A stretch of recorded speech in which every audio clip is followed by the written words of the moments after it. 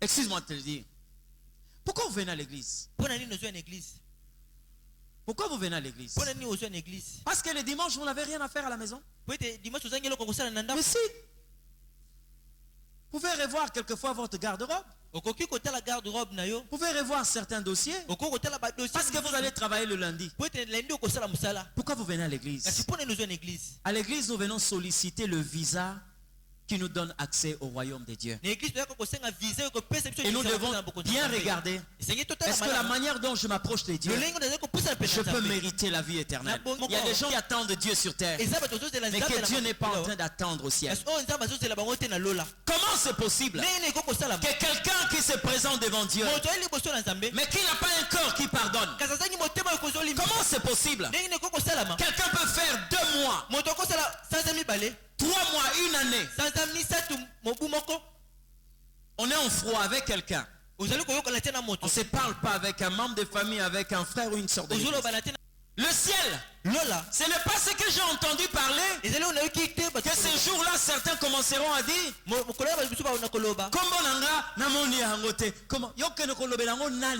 tu vas dire, tu vas demander à qui? Et c'est ça le ciel. Ce n'est pas un examen d'état. C'est pas une délibération. Non. Non. Tu vas demander à qui? La Bible me dit accusés par leur propre conscience. Comprenez ce que je dis? Quand je rentre ici, il y a beaucoup de maisons. On peut même ouvrir le portail. Mais je n'entre pas. Pourquoi? Parce que ce n'est pas ma maison. Ce n'est pas notre parcelle. Non. Vous comprenez ce que je dis? Le ciel, si ce n'est pas pour vous, on peut laisser la porte grandement ouverte. Tu n'entreras pas. Comprenez ce que je dis? Na lola okokota te po bokosolola pete. Parce que la Bible dit il y a toute une liste de personnes qui ne vont pas hériter le royaume.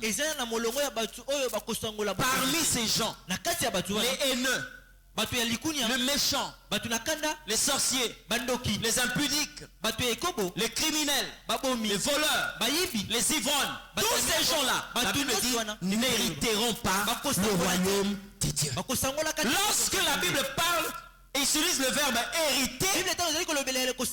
Le verbe hériter est propre à ceux qui ont une qualité d'héritier. Quand on n'est pas hérité, on ne peut pas hériter. C'est normal. Il y a un papa qui est décédé, qui a laissé 3 parcelles. Et c'est le papa de votre quartier. Tu entends là-bas qu'il y a une réunion. Les héritiers sont là en train de faire une réunion de famille de manière à partager l'héritage. Tu pars pas là-bas. Pourquoi tu pars pas là-bas? Pour dire que non, porte mon coup. Pourquoi? Parce que tu n'as pas le sang de cette famille. Tu n'es pas compté parmi les héritiers. Si tu ajoutes de la sorte pour une famille dans votre quartier, tu agiras de même en ce qui concerne le royaume. Parce que ceux-là qui doivent hériter le royaume ont l'ADN du royaume. Amen. Beaucoup de personnes aujourd'hui n'ont plus d'amis à cause de Jonas. Parce qu'on sait que lui c'est la calomnie, la médisance, c'est l'orgueil. Quand on est avec lui, il n'y a que le moi. S'il y a quelqu'un qui s'habille bien, c'est lui. S'il y a quelqu'un qui est intelligent, c'est lui. S'il y a quelqu'un qui a beaucoup d'argent, c'est lui. S'il y a quelqu'un qui parle bien, c'est lui. Et quand c'est comme ça, les amis découvrent ces Jonas dans ta vie, ils commencent à se retirer. Amen. Et quand on ne sait pas que c'est Jonas, on accuse d'autres personnes et on voit le problème ailleurs.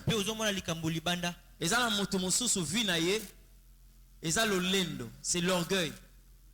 Mais il commence à dire non, c'est parce que moi je suis véridique. Tu connais ce que c'est la vérité? Hein? Tu connais la vérité? Une vérité qui manque d'humilité n'est pas la vérité. Parce que la vérité est une personne. Et si vous vivez dans la vérité, vous devez posséder l'humilité. Une vérité qui a pour socle l'orgueil n'est pas la vraie vérité. C'est plutôt une façon ou une manière de dénigrer d'autres personnes. Cherche le Jonas dans ta vie.